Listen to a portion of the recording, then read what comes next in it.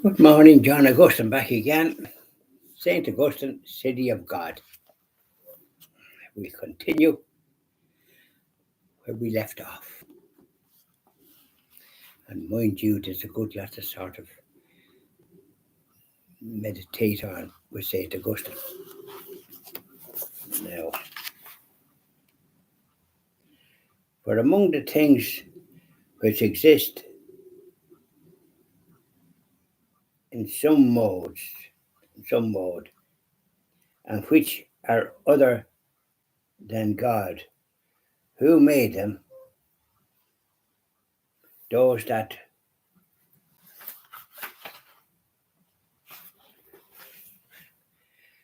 have life are ranked above those that do not have life, those which have the power of reproduction or even of appetition, for example, above those that lack this impulse.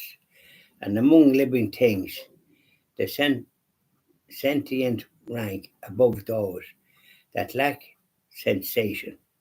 Animals, for example, above trees. And among the sentient, those with intelligence rank above those lacking intelligence. Human beings, for example, above cattle. And among those with intelligence, the immortal are ranked above the mortal. Angels, for example, above human beings. But these are rankings based on the order of nature. There are, however, other evaluations based on the use to which things are put, and on this basis, it often happens that we rank some things that lack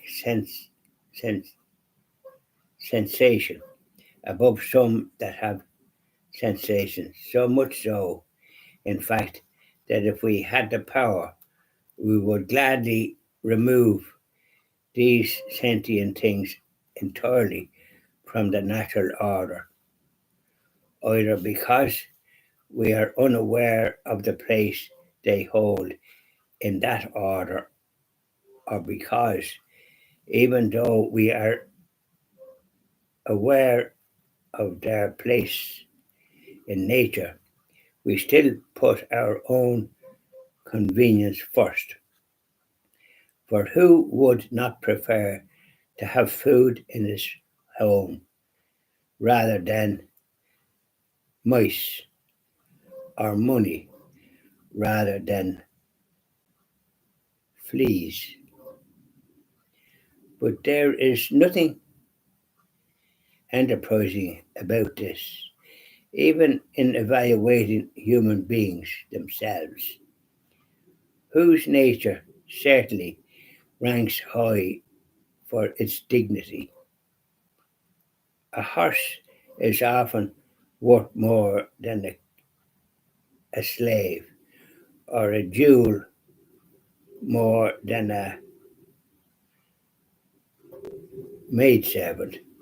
So far as judging freely is concerned, then the reasoning of a thoughtful person is is far different from the poverty of a needy person, or the pleasure of a person animated by desire. Reason weighs things as they are in their own right, according to the grades of the natural order.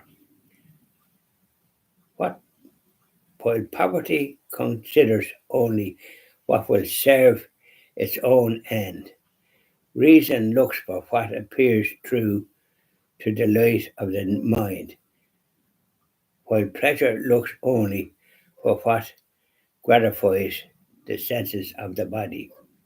In the case of rational reason, a rational nature, however, Will and love carry so much weight that even though angels rank above human beings according to the order of nature, good human beings rank above evil angels according to the law of righteousness.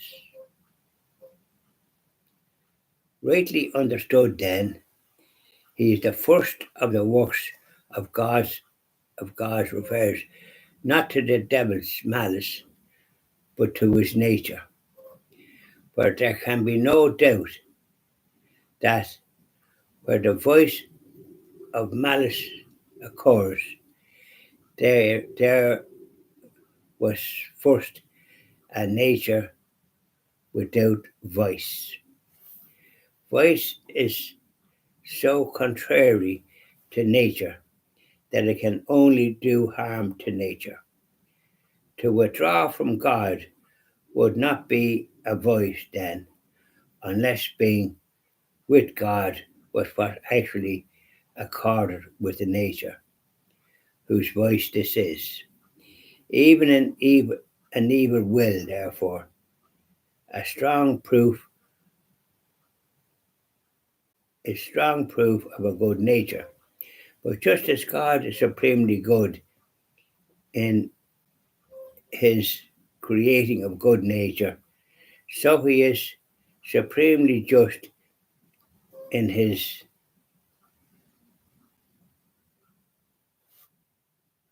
regulating of evil wills. And so, while evil will make evil use of good nature, God makes good use even of evil wills.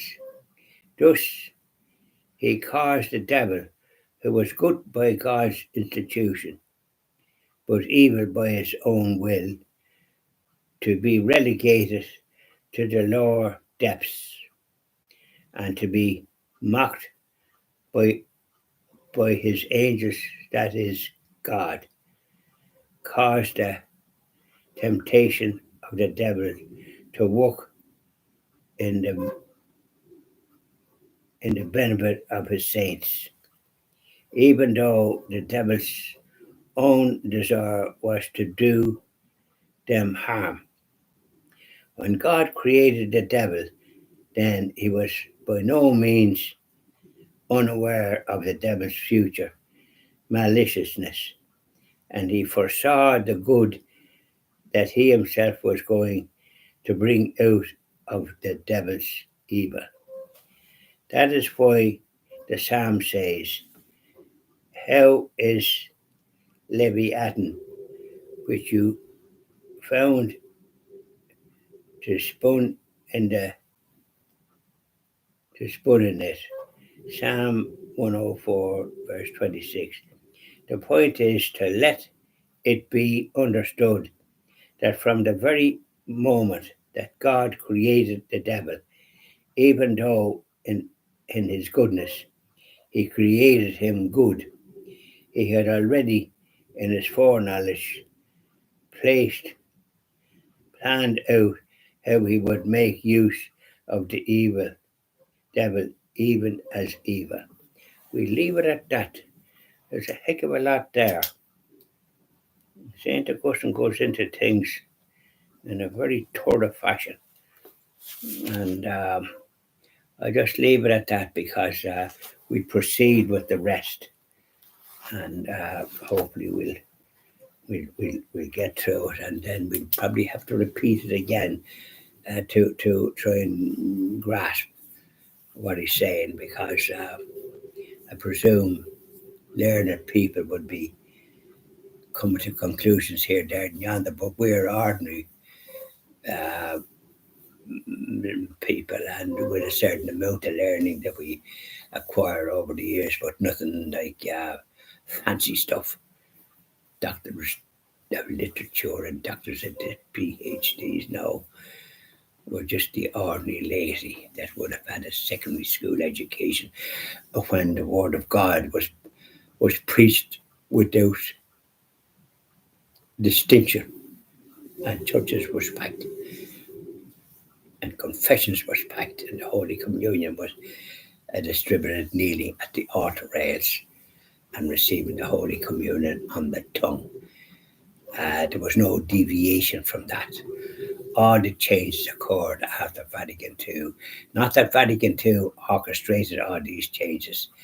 Certain individuals, uh, bishops and archbishops, cardinals, decided to implement it in their own peculiar way, and in the process destroyed the faith in some ways with all the lapsed Catholics.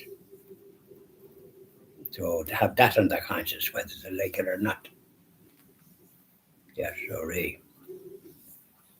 They'd want to go back to the drawing board and do what's right.